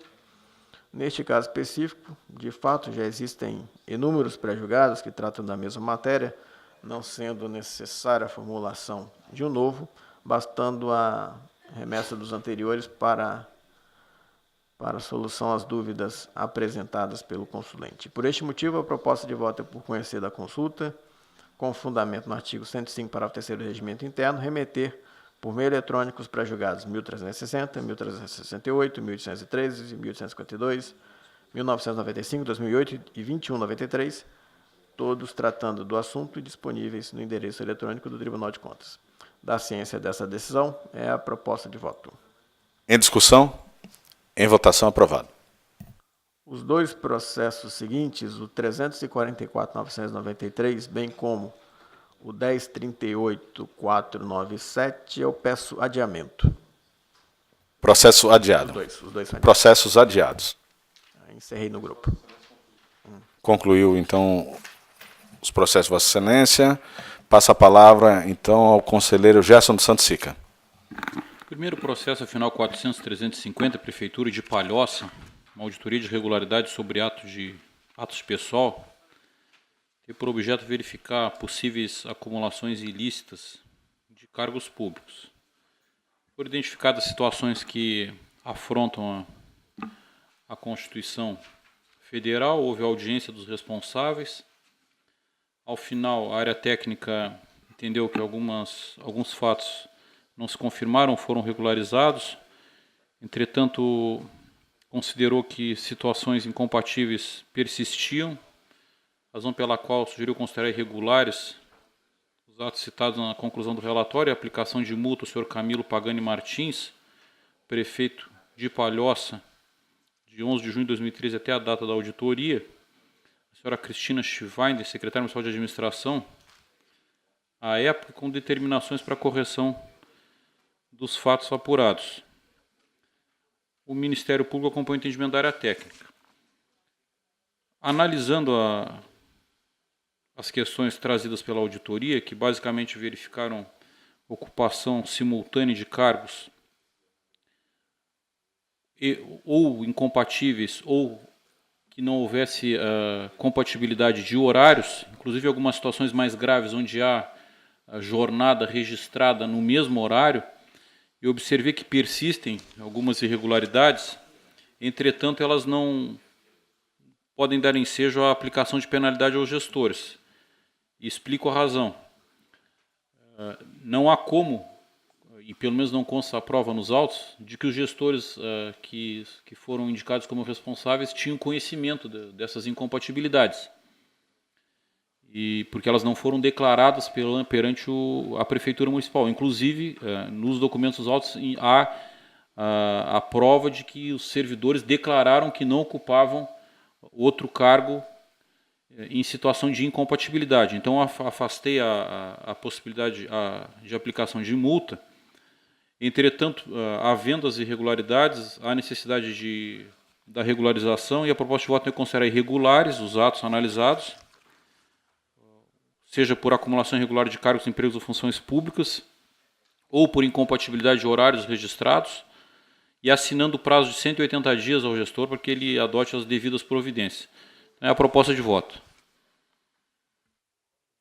Em discussão? Em votação, aprovado.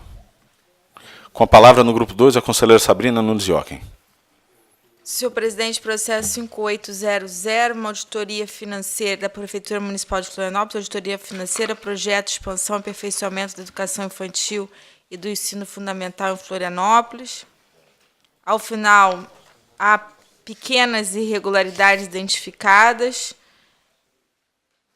pequenos ajustes em relação à execução propriamente. A proposta de voto é conhecer do relatório de auditoria realizada no município, recomendações da ciência. Em discussão? Senhor presidente. Com a palavra, o conselheiro Gerson Sica. Conselheiro Sabrina, apenas uma pequena sugestão, porque o nosso plano de ação da educação, ele tem como uma das ações previstas dar ciência aos conselhos do resultado das ações de fiscalização do Tribunal de Contas. Então, a minha sugestão é apenas que se dê ciência do voto ao Conselho Municipal de Educação e também fica como uma solicitação já a todos os gabinetes e também à área técnica que nós pudéssemos, em todos os processos da área da educação, dar ciência, incluir um item de ciência, ou até mesmo um item de ciência ao Conselho Municipal ou Estadual de Educação, dependendo se é esfera municipal ou estadual. Então, seria apenas essa sugestão.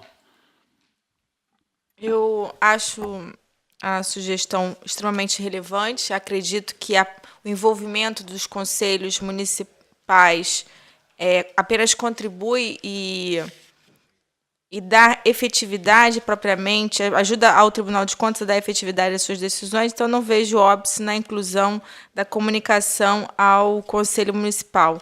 Apenas esse processo específico, ainda que a temática ela pode estar correlacionada à educação, foram verificadas pequenas irregularidades com relação à questão das lâmpadas, projetos Luminoteca, questões de licitações, que não sei se propriamente teriam grande impacto. Mas, de qualquer maneira, como uma ação pioneira, acho que, de todo modo, podemos, nesse processo e em processos futuros, já adotar essa sistemática de co-envolvimento dos conselhos municipais para que as nossas decisões possam ser acompanhadas não só aqui pelo tribunal, mas também que o Conselho Municipal sirva como um protagonista nesse processo, colaborando com a atuação do controle externo. Então, pela inclusão, presidente. Perfeito.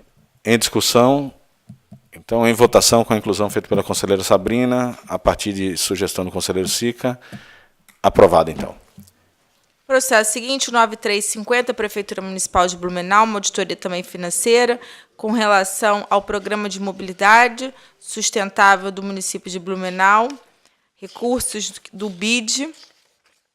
A nossa proposta de voto também é conhecer o relatório de auditoria com recomendações da ciência. Em discussão, em votação, aprovado. Processo seguinte, trata-se de um recurso de reconsideração em que meu voto já havia sido proferido, o conselheiro Neascar apresentou um voto divergente e foi adiantado que o conselheiro Wilson Rogério Vandal gostaria de analisar propriamente algumas questões relativas ao mérito da matéria. Então, não sei se persiste o interesse no pedido de vistas. Com a palavra, o conselheiro... Confirmo. Com vistas, então, o conselheiro Wilson Rogério Vandal. Com isso, concluímos o processo do grupo 2. Passemos ao grupo 3. Com a palavra, o conselheiro Herbst. Obrigado, senhor presidente. É o processo 24430. Trata os autos de acompanhamento dos resultados de auditoria operacional no Hospital Infantil Joana de Guzmão, em Florianópolis, por meio do segundo monitoramento. Senhor presidente, senhores conselheiros, é um processo muito complexo. A situação do Hospital Infantil Joana de Guzmão delicada. Há diversos envolvidos no sistema de gestão, podemos ver diversos gestores, também como diretor, também secretário da Fazenda, secretário da Saúde, e verificando a manifestação em que a Secretaria de Estado da Saúde e também o hospital apresentaram um plano de ação em conjunto, e que foi aprovado, isto em julho de 2013. Na ocasião, o Tribunal Pleno determinou o encaminhamento dos relatórios de acompanhamentos parciais. O primeiro em 15 de novembro de 2013 e o segundo em 15 de dezembro de 2014, os quais foram objeto de análise do primeiro monitoramento. Ao final, a Diretoria de Atividades Especiais elaborou o relatório, no qual fez o relato de verificação em loco e sobre os documentos recebidos com a respectiva análise sobre o cumprimento das determinações e recomendações. Resumindo, a conclusão simples e direta é que em outubro de 2017 apenas 25% das recomendações haviam sido implementadas e nenhuma das determinações. É certo que questões relacionadas à saúde envolvem complexidades e muitas vezes não dependem exclusivamente dos gestores do hospital e nem mesmo de secretarias de Estado de Saúde, pois envolve decisões governamentais ante os reflexos orçamentários e financeiros, execução de obras, contratação de pessoal, concurso público, limites da lei da responsabilidade fiscal, etc. Entretanto, as situações desconformes foram constatadas em 2011. Em 2015, no primeiro monitoramento, não haviam sido equacionados e a situação permanecia praticamente inalterada em outubro de 2017. Antes de qualquer medida ser adotada por esse tribunal, figura-se a necessidade de atualização da situação. Isso porque o relatório da diretoria 23 de 2017 refere-se ao segundo monitoramento. Reflete o estado das coisas em outubro de 2017, ou seja, há quase um ano e meio. A situação fática pode hoje estar diferente do apontado, não se mostrando adequado reiterar determinações e recomendações, ou mesmo aplicação de sanções, sem conhecimento da situação, mesmo porque para sanções teríamos que citar todos os responsáveis. Essa verificação pode ser realizada de modo excepcional por meio de um terceiro monitoramento, conforme sugerido pela diretoria, considerando o tempo decorrido desde a verificação de diretoria, tendo que essa é a solução mais razoável deste momento. A proposta de voto é conhecer do relatório Determinar a diretoria de atividades especiais desse tribunal que realize o terceiro monitoramento com vista à verificação da implementação das medidas propostas no plano de ação aprovado na decisão 1487/2013. Determinar a Secretaria de Estado da Fazenda e Hospital Infantil Joana de Guzmão o encaminhamento a esse tribunal do 4º relatório parcial de acompanhamento das ações constantes, determinações e recomendações no prazo de 3 meses após a publicação dessa deliberação. Determinar a Secretaria-Geral desse tribunal que autue processo de monitoramento quando do recebimento do 4º relatório parcial de acompanhamento do plano de ação, nos termos da portaria 638/2007, com apensamento dos processos 421588 e 763687, também o 24430. Com a colaboração do conselheiro Gerson Sica, a dar ciência à Secretaria do Estado da Saúde, ao diretor do Hospital Infantil, Joana de Guzmão, e ao governador do Estado. E a observação do conselheiro Sica ao Ministério Público Estadual. Só eu peço essa observação à Secretaria-Geral para incluir o Ministério Público Estadual. Esta é a proposta, senhor presidente. Com a palavra o conselheiro Sica. Presidente, senhor conselheiro Herbst, não cumprimentar o conselheiro Herbst pelo voto. É uma situação muito grave e muito complexa. Veja que nenhuma determinação foi observada, né, seguida pelos gestores, a despeito da grave situação que foi detectada. E até conversava antes da sessão com o conselheiro Herbst sobre esse processo da viabilidade de se aplicar multa aos gestores, mas é uma situação muito complexa, vários gestores envolvidos, muitas vezes o que recebe a determinação não é aquele que tem que cumprir. Então, me parece que a solução do conselheiro Herbst conceder esse prazo de 90 dias, de 3 meses, para que se adotem providências efetivas, é a melhor solução. Lembrando que há uma ação judicial já envolvendo o Hospital Infantil Joana de Guzmão, com sentença em 1º grau, e onde foram feitas várias determinações para a correção de aspectos relacionados, que foram inclusive mencionados pela vigilância sanitária nas suas ações de fiscalização. Então são pontos muito graves, e por isso a razão de dar ciência ao Ministério Público, porque o Ministério Público que propôs essa ação judicial, então essa atuação dos órgãos de controle conjunta pode auxiliar na busca dessas soluções que são tão urgentes. Então, seria apenas essas considerações, senhor presidente. Presidente, Perfeito. Uma complementação, o Ministério Público de Contas também sugeriu a aplicação de multa. Não apliquei por as manifestações feitas anteriormente. Claro.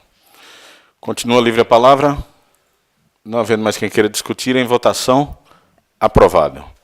Com a palavra ainda no grupo 3, o conselheiro José Ney Ascari. Senhor presidente, esse processo guarda relação direta com aquele processo que o senhor avocou, relativamente à interpretação da Lei Complementar 588,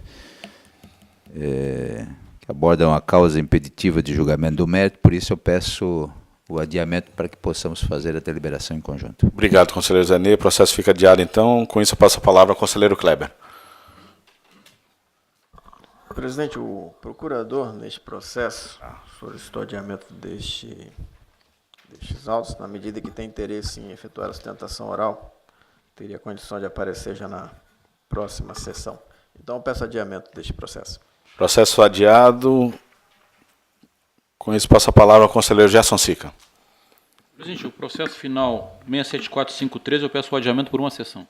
Perfeito. Processo adiado também. Concluído o processo do grupo 3, passemos ao grupo 4, com a palavra o conselheiro Wilson Rogério Vandal.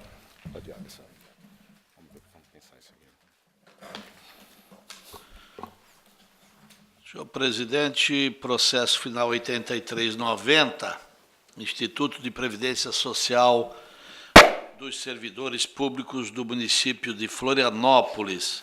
É um ato de aposentadoria de Maria da Graça Rodrigues Agostinho. A minha proposta de voto é reiterar a determinação. Em discussão, em votação, aprovado. Com a palavra, o conselheiro Luiz Roberto Herbst. Obrigado, senhor presidente. É o processo 244120. Trata os autos de exame de regularidade para fins de registro do ato de aposentadoria de Vera Regina Reus Guide, que se encontrava no quadro de pessoal do Ministério Público do Tribunal de Contas. Este processo, o relatório, a proposta de voto, já fiz a leitura em sessões anteriores. Houve um pedido de vista do conselheiro Wilson Rogério Vandal. A minha proposta de voto foi por denegar o registro de ato de aposentadoria, devido ao enquadramento ilegal no quadro efetivo de analistas de contas públicos, no quadro pessoal do Ministério Público de Contas, por meio de portaria, cito o número das portarias, transformação de cargo, conforme a legislação citada, e também prazo, né, nessa situação, acho que não tem o prazo de 15 anos no cargo. E com determinação, o Ministério Público de Contas. O conselheiro Vandal, voto divergente. Perfeito. Com a palavra, então, o conselheiro Wilson Rogério Vandal. Pois não. Os autos aí, então, tratam dessa aposentadoria da senhora Vera, do quadro pessoal da Procuradoria. O processo foi relatado aí pelo conselheiro Hélio, que externou as suas manifestações e razões. Naquela sessão, os autos foram apreciados, solicitei, então, vistas.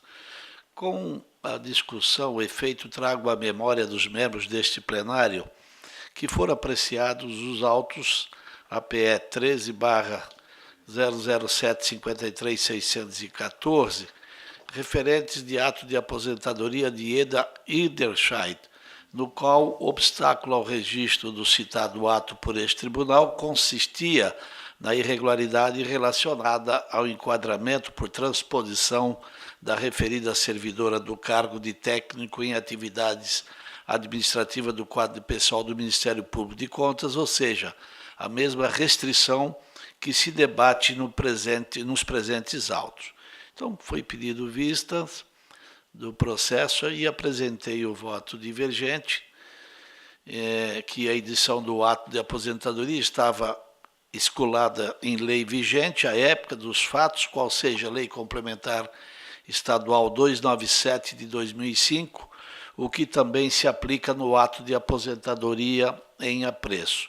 Inclusive, o procurador Aderson Flores esclareceu em atendimento à audiência que o referido diploma legal não foi objeto de declaração formal de inconstitucionalidade ao tempo dos fatos, e nem posteriormente, circunstâncias que contribuem para a sedimentação da tese da segurança jurídica. B, que o ato de reenquadramento se deu há mais de 11 anos, não podendo, por isso, ser modificado. C, que deva ser respeitado o princípio da segurança jurídica. Como afirmou o procurador Aderson Flores em sua manifestação, não soa racional a denegação do registro de aposentadoria, cujo ato de concessão tenha se dado mais de 5 anos após o enquadramento que mudou a vida funcional do servidor aposentado, sem que houvesse impugnação tempestiva de tal enquadramento, haja vista que o administrador não poderá rever os efeitos de tal ato sob pena de impugnação judicial. Desta feita, então, mantenho o posicionamento já externado no processo análogo mencionado, no sentido de ordenar o registro do ato de aposentadoria de Vera Regina Guide. Diante do exposto, a minha proposta é ordenar o registro com base do princípio da segurança jurídica e dar ciência da decisão à Procuradoria-Geral junto ao Tribunal de Contas é a minha proposta de voto. Em discussão, na verdade, há 2 votos divergentes, né? Mas há 2 votos distintos aí, o voto do conselheiro relator, Herbert, no sentido, e o voto do conselheiro Wilson Rogério Vandal. Mas fica aberta a discussão. Não havendo que querer discutir, vamos escolher os votos. Como vota o conselheiro César Filomeno Fontes? Voto com voto do relator. Conselheiro Vandal. Como vota o conselheiro José Ney Ascari? Desculpa, voto divergente. Voto do conselheiro Vandal. Voto divergente do conselheiro Vandal. Perfeito, eu que me confundi. Como vota o conselheiro Zanei? Eu acompanho a divergência, senhor presidente. Divergência. Como vota o conselheiro Kleber? Presidente, eu vou acompanhar o relator, principalmente em função da tese que é adotada de decadência para o Tribunal de Contas quanto à análise do presente ato, o que não vem sendo acolhido sequer pelo Judiciário, já há longa data. Então, por esse motivo, eu acompanho o relator. Perfeito. Por 3 votos a 2, então fica vencido o relator e vencedor o conselheiro Wilson Rogério Vandal, que passa a ser o relator da matéria. No grupo 4, então, com a palavra o conselheiro César Filomeno Fontes.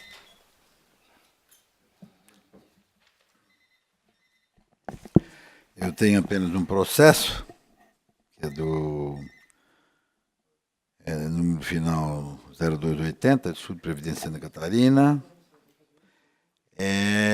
Esse processo é pelo arquivamento por perda de objeto. Em discussão, em votação, aprovada. Com a palavra, o conselheiro Kleber. Apenas um processo, presidente. Na verdade, até por ordenar o registro com concordância da área técnica e do Ministério Público, nem deveria ter vindo a plenário, mas não prejudica a regularidade do ato de registro desta aposentadoria. Mas a proposta é por registrar o ato de transferência para a reserva remunerada do senhor Ervino Arno Stiegmaier. Esta é a proposta de voto. Em discussão, em votação, aprovada. Com a palavra, no grupo 4 ainda, a conselheira Sabrina Nunes Iochen.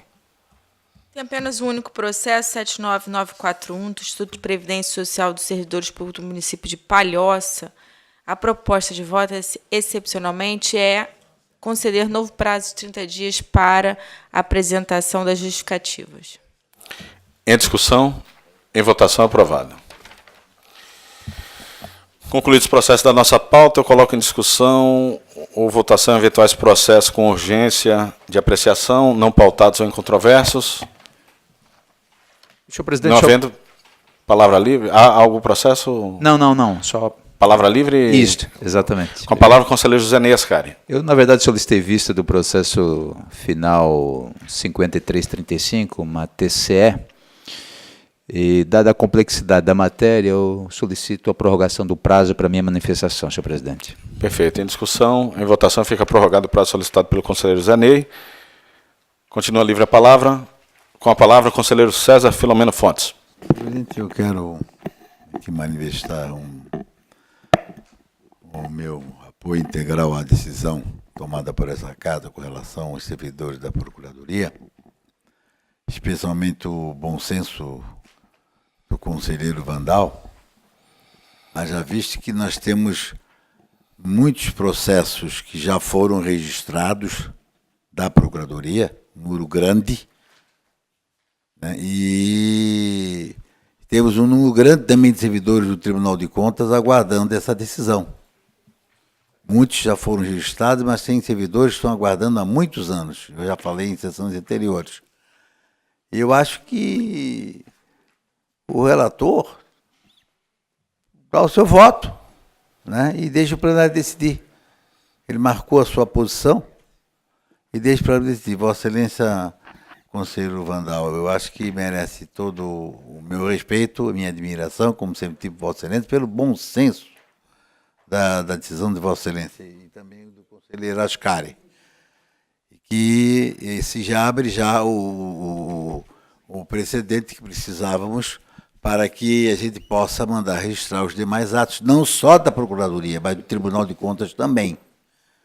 Então, essa é a minha manifestação, no sentido de cumprimentar a Sua Excelência pela prudência e pelo voto muito bem formulado. Obrigado. Obrigado, conselheiro Fontes, pelo registro. Continua livre a palavra. Não havendo quem queira mais dela fazer uso, encerra a presente sessão, convocando outra para dia e hora regimental.